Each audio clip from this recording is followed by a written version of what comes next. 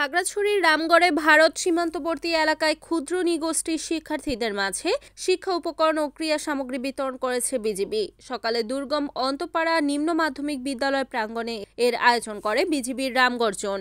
এতে প্রধান অতিথি ছিলেন জোন অধিনায়ক লেফটেন্যান্ট কর্নেল মোহাম্মদ আহসানুল ইসলাম। তিনি বলেন, সীমান্ত সুরক্ষার পাশাপাশি পার্বত্য চট্টগ্রাম অঞ্চলের মানুষের জীবনমান উন্নয়নে বিজিবি কাজ করে যাচ্ছে। এছাড়াও সীমান্ত এলাকার লোকদের মাঝে শান্তি সম্প্রীতি বজায় রাখতে বিজিবি চেষ্টা চালিয়ে যাচ্ছে। এ সময় রামগড় জোন উপ অধিনায়ক, শিক্ষা প্রতিষ্ঠানটির শিক্ষক শিক্ষার্থী ও স্থানীয় গণ্যমান্য ব্যক্তিরা উপস্থিত ছিলেন। পরে দুর্গম অন্তপাড়া নিম্ন মাধ্যমিক বিদ্যালয়ের ৬৮ জন সুবিধাবঞ্চিত শিক্ষার্থীর মাঝে শিক্ষা উপকরণ ও ক্রীড়া সামগ্রী তুলে দেন রামগড় জোন অধিনায়ক। আমাদের যে পেশাগত দায়িত্ব আছে, এটার বাইরেও আমরা এলাকার উন্নয়নের জন্য কাজ করি।